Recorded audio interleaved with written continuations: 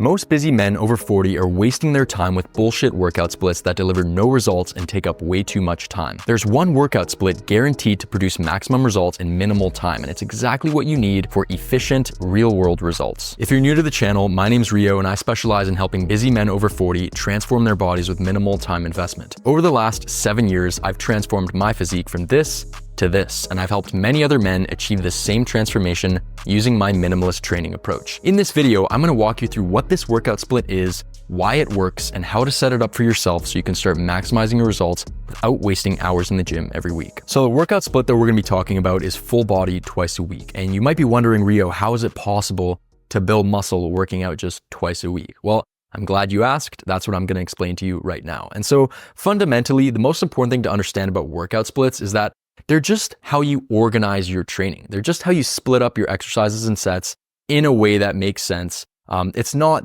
that important. However, there's some workout splits that are both ineffective and very inefficient. And from my experience, for myself working with clients, full body twice a week seems to be the most effective workout split for most people. It's very time efficient, it's very effective, and it only requires you to be in the gym twice a week. And so to understand why full body twice a week works so well, you need to understand the principles behind it, AKA the principles of effective training. And so the first principle we're gonna talk about is low volume, high intensity. So what is low volume, high intensity? Well, this basically speaks to the balance between how much training you do in a given workout and how hard you push that training. And so there are two components that we have to break down here. We have to break down the volume and then the intensity. And so Arthur Jones had a famous quote that I absolutely love and I live by when it comes to weight training. And Arthur Jones was the mentor of Mike Mentzer, who was a famous bodybuilder who basically popularized this low volume, high intensity approach. And he says, you can either train long or you can train hard, but you can't do both. And so what he means by that is that there's a trade-off between the number of exercises and sets you do in a given workout and how hard you train, right? And so just to be clear, volume speaks to the number of exercises and sets you do in a given workout. Intensity is how hard you train, and training hard means pushing your sets close to failure. And training close to failure just means pushing your sets to where you can no longer move the weight. And so this is the trade-off that you really want to take advantage of as a busy individual, because if we can reduce the amount of volume that we have to do, we're gonna spend way less time in the gym. But for a lot of people, they might think like, oh, that's gonna reduce how much results you get, but that's not the case if you replace it with more intensity. So it's important to understand that the harder you train, the more you push your sets and really make them count, the less volume you actually need to stimulate muscle growth, right? And so that's the fundamental trade-off that we want to take advantage of, because you'll notice like there's no low volume, low intensity. There's no high volume, high intensity. You cannot do both, right? If you're gonna do less, you have to push the training much harder. And the reality of a lot of bodybuilding routines, like mainstream routines that people follow when they're in the gym 4 to 6 days a week, is that, yeah, they're spending a lot of time in the gym, they're doing a lot of exercises, a lot of sets, but as a result of doing so much, they can't train as hard, right? Because of that trade-off. And you might be wondering, like, why is that significant? Well, first of all, we're not trying to fucking live our lives in the gym, so this is the approach you want to take either way. But if you're someone who's like, oh, but like, what about the high volume, low intensity approach? Can't that work? The reality is that yes, it can work, but the thing to understand is that how much time you spend in the gym, how many training days you have each week doesn't really count per se when it comes to stimulating muscle growth. What stimulates muscle growth is tension. And tension is basically driven by pushing your sets close to failure, right? And the reality of a lot of high volume routines is that since you're doing so much, your effort is spread thin and therefore you can't train that hard. And that's why a lot of people who live in the gym, they're basically just going through the motions all the time, right? And so by doing less, it's gonna enable us to train harder, push our sets closer to failure, and thus stimulate more muscle growth. And it's doing that all while requiring much less time spent in the gym. So the next principle is low frequency. And so low volume, high intensity speaks to the individual workouts, right? That's doing fewer exercises and fewer sets in each workout, but pushing that reduced amount of volume with more intensity. But the frequency speaks to how often you actually work out. And so obviously with a full body twice a week approach, we're not working out very often, right? That's only 2 training days per week. And you might be wondering, like, how is it possible to build muscle with such few training days each week? Well, the reality is that most people actually train way too often and don't give their bodies enough time to recover and grow between sessions. And so there are 3 things that happen as a result of having plenty of recovery days each week. You grow muscle faster since you're actually giving your body time to grow from your workouts. You can train much harder since you're going into your workouts fully fresh and fully recovered. If you compare that to most people who are in the gym 5 to 6 days a week, a lot of times they're not going into their workouts fresh and recovered because they're training every single day. They're not giving their bodies time to recover. And so they actually can't do much damage in the workouts that they do because they're still dragging their feet, tired and exhausted from their previous workout. But if you give yourself a lot of recovery time, then you go into those workouts fresh and with the ability to train really hard and thus stimulate more muscle growth. And then third, you basically achieve consistent progressive overload, which means that you get stronger over time. And that's actually one of the next principles we're going to talk about. And that's really the key to building muscle because you can't achieve consistent progress. You can't add weight to the bar every week or add some reps every single week if you're still tired from your last workout, right? Because progressive overload means pushing yourself beyond your previous capabilities. It's pushing yourself to go further and further and further so that your body adapts and gets bigger and stronger. And you just can't do that if you're always fatigued, right? You need to give your body plenty of rest days between sessions. And that's why we only train twice a week. And so with a full body twice a week approach, you're giving yourself literally like 72 hours between sessions. And most people have a complete paradigm shift when they switch to this modality of training because they basically are able to tap into this new version of themselves that they weren't able to tap into before because they were always tired, they were always fatigued. But now they have so much recovery days and magical things happen. They go into their workouts fully fresh, fully recovered, and they reap all of the benefits of doing that. If you're a busy man over 40 struggling to find time for the gym, I created a free minimalist muscle building masterclass for you that outlines my entire step-by-step system that will allow you to build the body you want working out just twice a week on minimalist workout routines. And so if you want to pick that up, you can pick it up completely free by clicking the first link in my description. So the next principle is progressive overload, and this is the most important training principle. And so by following a low volume, high intensity training approach to where you're doing fewer exercises and fewer sets, but you're pushing those exercises and sets much harder, you're going to be creating a lot of tension in your muscles. And tension is what drives muscle growth. However, tension is good for stimulating muscle growth, but it's not enough to keep muscle growth coming. So to keep muscle growth coming over the long term, you need to continue increasing tension levels over time because our bodies are adaptation machines and your body will adapt to the weights you're using right now, right? Maybe when you started weight training, you could only bench the bar. Maybe now you're doing 150 pounds, maybe 200 pounds. And that just goes to show like your body adapts by getting bigger and stronger over time. And in order to keep it growing and improving, you need to keep subjecting your muscles to more and more stress, more and more tension, right?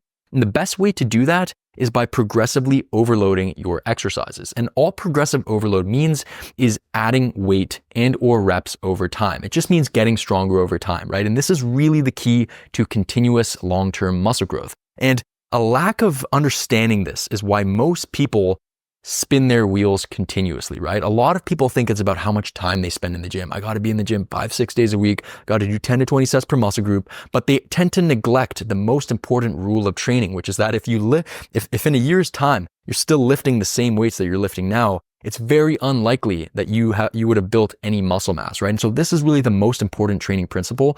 And without continual progressive overload, your body will not change. And most people's bodies do not change because they do not apply progressive overload to their training. So the next principle is compound exercises. And so we touched on the low volume, high intensity training approach.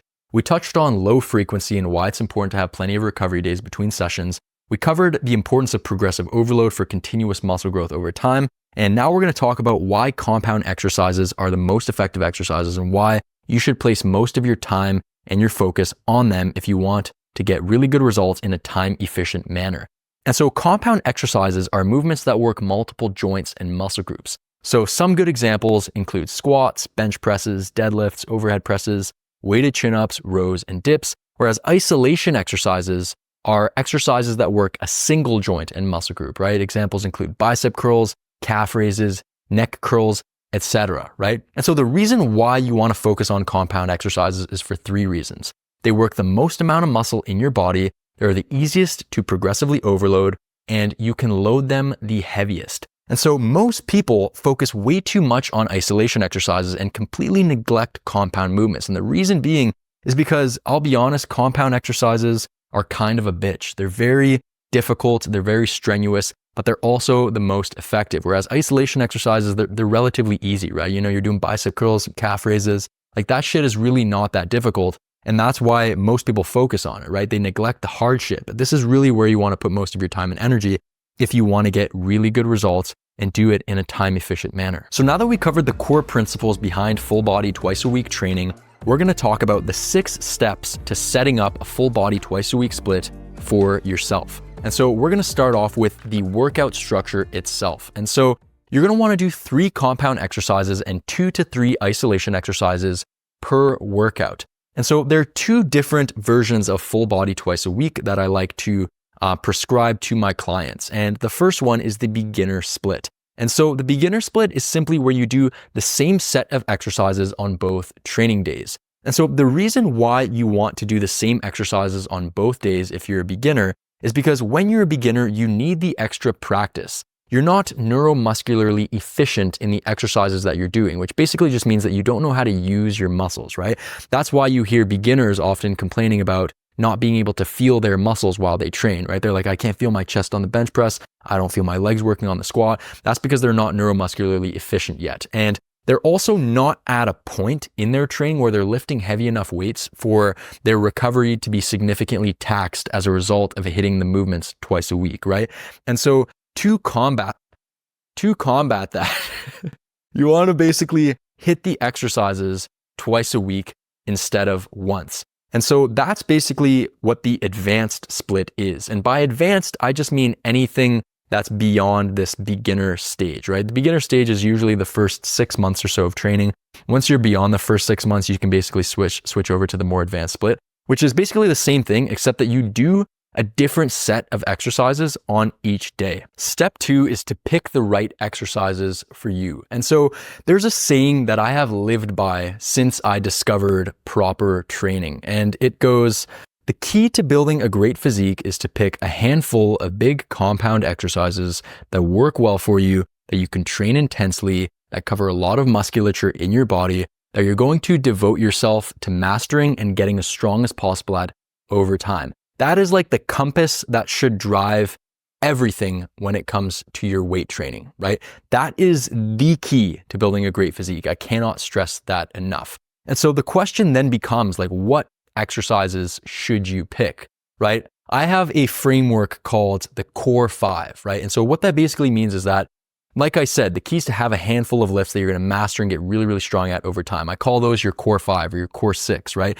Those are the movements that you're really going to prioritize in your training. You're going to focus on mastering, getting as strong as possible over time. And it's really important to pick the right exercises for you. And so there's kind of a bit of guidance or like a little framework that I like to give to my clients when it comes to picking the right exercises. The first thing is that they have to be compound exercises, right? We already touched on why that's the case. But then apart from that, you need to pick a compound exercise for each of these key movement patterns, right? And so the key movement patterns are squat, hip hinge, which is a deadlift of some kind, a vertical push, which is an overhead press of some kind, a vertical pull, which is a chin up or pull up, and then a horizontal pull, which is a row of some kind, and then a horizontal push, which is a chest press of some kind. And so you do not need to do like a basic barbell back squat or a conventional deadlift or a strict barbell overhead press, right? You don't need to pick the conventional variations of those movements. But the key thing is that you have a compound exercise in your routine for each of these key movement patterns, right? And these movements here are going to make up your core 5 to 6 exercises that are really going to set the foundation for your muscle and strength building, right? And so for example, if you don't want to do the barbell back squat, you could do a safety bar squat. You could do Bulgarian split squats. You could do a front squat. You could do hip belt squats, right? The options are limitless. You could do a leg press, right? As far as hip hinges, you could do a conventional deadlift. You could do a stiff-legged deadlift. You could do a Romanian deadlift. For vertical push, you could do a standing overhead press with a barbell. You could do seated dumbbell overhead press. You could do seated barbell overhead press. You could do a machine overhead press. For vertical pull, I'm very big on weighted chin-ups and pull-ups. I really don't think there are any good substitutions for that. So I'd pick up a chin-up or a pull-up. You can also do a neutral grip. And then as far as a horizontal pull, there are endless amounts of rows, right? You could do a Pendlay row. You could do a bent over barbell row. You could do cable rows. You could do hammer strength rows. For horizontal push, you could do a flat bench press, an incline barbell bench press, incline dumbbell bench press. You could do dips. You could do a flat dumbbell bench press. You could do weighted push-ups. The options are really endless, right? The key thing is to make sure that you pick exercises within these movement patterns that work really well for you, right? Because remember, these movements, we're not going to change them too much. These are going to set the foundation of your routine. These are going to be the movements that are going to be like your mainstays. They're going to be like the core of your training program that you're really going to focus on mastering and getting really strong at over time. And so I always want you to remember that the quality of your physique in terms of how much muscle you carry and how good you look is pretty much always going to be in direct proportion to how strong you can get at your core 5 to 6 movements. So the third step is to decide how many sets and how many reps you're going to do per exercise. And so if you're training hard, like we talked about, you're bringing a lot of intensity into your sets and you're really making them count, you only need 1 to 3 sets per exercise. And so my little framework for this is that for the lower body, you're typically going to want to do like 1 to 2 sets per exercise. For upper body pulls, 2 to 3 sets per exercise, and upper body pushes, 2 to 3 sets per exercise. And so as far as the rep range that you should be performing your sets in, really it doesn't matter that much as long as it's in the 5 to 30 rep range, right? And the 5 to 30 rep range is sort of the muscle growth rep range. You can do low reps within this, and you can also do high reps within this. Really what counts is that you're pushing your sets close to failure and you're progressively overloading them over time. As long as you're doing that, it doesn't matter if you're doing sets of 5, doesn't matter if you're doing sets of 10, doesn't matter if you're doing sets of 15. What really counts is that you're pushing those sets close to failure and you're progressively overloading them, getting stronger at them over time, right? However, as far as the other considerations, lower reps tend to be a little bit more strength focused, right? Because you're lifting heavy, whereas high reps tend to be a little bit less strength focused. And so high reps also tend to be a little bit more grueling. However, if you're over 40, using higher reps can be beneficial because it's a little bit less strenuous on your joints and tendons and it beats you up less as opposed to lifting very heavy in low rep ranges. But if you're someone who really enjoys lifting heavy, you're probably going to want to keep your reps, a little bit lower, closer to this like 5 to 10 range. If I'm talking like from my personal experience, my favorite rep range to sort of maximize muscle growth, while also building significant strength and also enjoying my training, tends to be between like 6 to 12. 6 to 12 is like a good sweet spot that I found. But that also doesn't apply to every single exercise, right? For example, like doing 15 to 20 reps on lateral raises or neck curls makes a lot of sense, right? But you probably don't want to do that on a squat or a deadlift, right? And so it's also very dependent on what movements you're doing. Typically compound exercises I like to keep within the 6 to 12 rep range. Isolation exercises, usually more like 8 to 15, 8 to 20. Step 4 is to get clear on what training styles you're going to be using. And so the training style is basically the way that you conduct your sets and reps. And so there are 2 different training styles that you're going to want to use. And it's going to be dependent on whether you're doing compound exercises or isolation exercises. So for compound movements, you're going to want to do what I call PT. And this basically is polarity training, which is a training style that I basically coined. It's basically a top set followed by a lighter set, right? So a heavy set followed by a lighter set. The way it works is basically you warm up to doing one heavy top set. That's your all out, maybe 6 to 8 reps or 8 to 10, depending on what rep range you're working in. And then you rest 3 to 5 minutes. You take 10 to 20% of the weight off of the bar. And then you go for a couple more reps, right? So you basically jump to the next rep range. So if you're doing 6 to 8 for that first set, and then in the second set, you'll take 10 to 20% off, rest a few minutes, and then go for 8 to 10 or 10 to 12, right? So heavy set followed by a lighter set. I find that to be really effective for compound exercises because if you're training really intensely, a lot of times you cannot replicate your performance for a second set using the same weight. So it makes sense to hit one really heavy set and then really push that to your max and then rest a bit, take some weight off, and then go a little bit lighter, get some more reps in.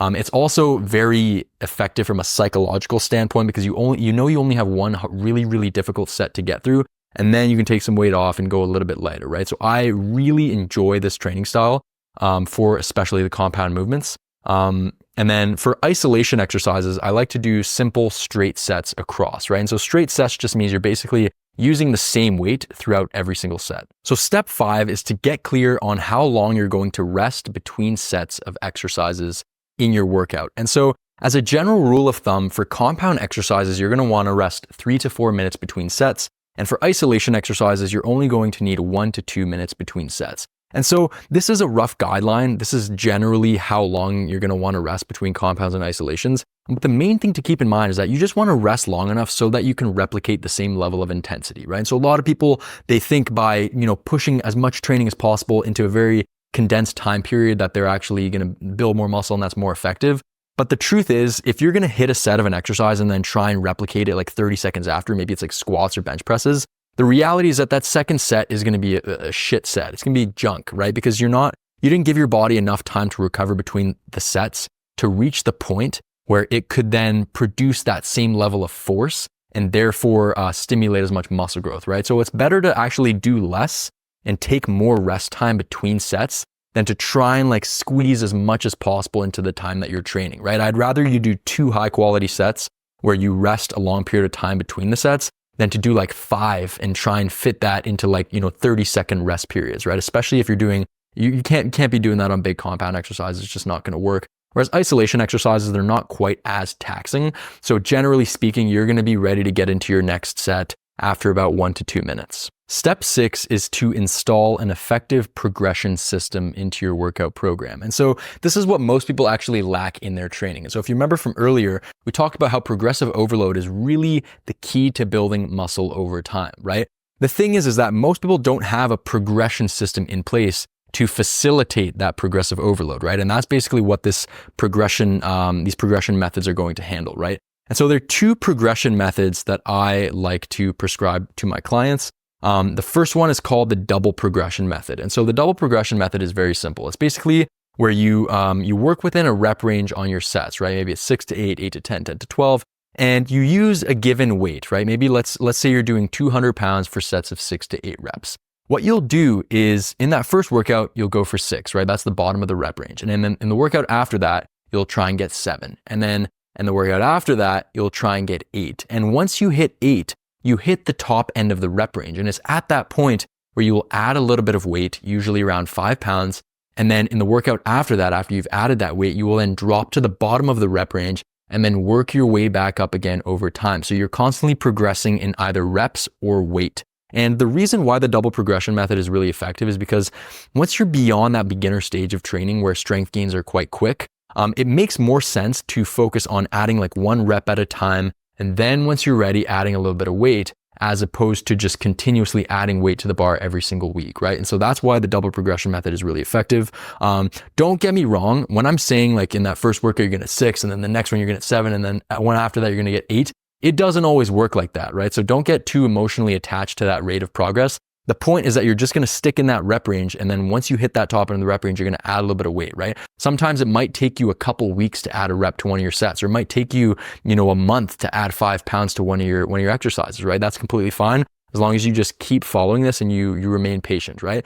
The other one is the linear progression method. And so the linear progression method is what you're going to want to follow if you're a beginner. And what linear progression is basically just adding weight every single week, right? And so when you're brand new to training, you can get away with adding like 5 pounds to the bar every single week to each of your exercises, right? That's not going to last very long, but it's very effective for getting through that newbie gain stage. This progression method will help you condense your progress into a very short time period. And so it's very simple. Instead of like progressing with reps and then adding weight once you hit the top end of the rep range, you're simply going to stick to a consistent rep target, and then you're just going to try and add 5 pounds to the bar every single week. So here's an example of a routine outlined using all of the principles and strategies that I just talked about, right? And so here's an example of a full body twice a week split. Workout A, you can do that on Monday. So you're going to start the workout off with 2 sets of squats. Then you're going to go into 2 to 3 sets of chin-ups or pull-ups. And then you're going to go into 2 to 3 sets of overhead press. And then you're going to finish off with the isolation work, which is going to be some tricep extensions and some neck curls for 2 sets each.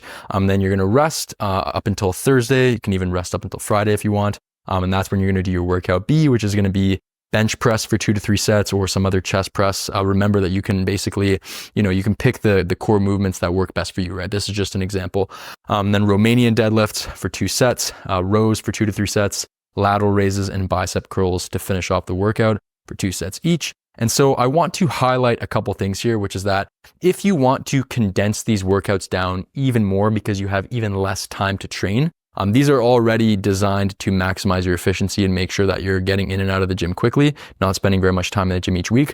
However, if you want to cut these down even more, what I'd recommend is that for these 2 isolation exercises here, basically at the end of the workout for these here, you just superset these, right? So supersetting is basically where you hit one set of an exercise, you follow that up immediately with a set of another exercise, right? And so that works well for these because the muscle groups that these exercises are using do not oppose each other, right? They do not interfere with each other, right? And so that's an easy way to shave some time off of your workouts. You can do the same thing here. Superset the isolation exercises. You hit a set of lateral raises, immediately follow that up with some bicep curls, rest a minute or 2, and then repeat, right? And that's very effective for shaving some time off. I don't necessarily recommend doing that for the compound movements just because of how taxing they are, but if you really want to try it, go for it. The next thing is that if you want to condense the routines down, what I would recommend is that you basically just strip away the isolation exercises, right?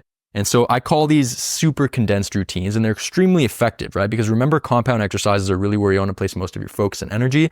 And so by stripping down the routine to its core essentials and just focusing on the compound movements, you're gonna be able to build a hell of a physique as long as you have really good exercises here, and you train them really, really hard. You push your sets hard as fuck, and you focus on progressively overloading them over time, right? And so you can literally get in, hit 3 exercises, do your compounds, and then get out, right? Super effective, super efficient. Same thing here. You can just take away the isolation exercises, and then just do the compound movements, right? And if you want to train once a week, because yes, it is definitely possible to build a great physique working out once a week, what you can do is you can either rotate through these. So on one week, you could hit this workout, and then the next week you could hit the workout B. What you could also do is you could simply just have one workout routine that you hit each week. What I would recommend if you're going to do that is to do squats, chin-ups, and bench presses, and then probably some lateral raises and bicep curls with that. If you just hit that once per week and you focus on training hard, getting stronger, you can build a hell of a physique working out just once a week. If you enjoyed this video, then you're gonna love this video right here where I break down the 5 reasons you're not building muscle.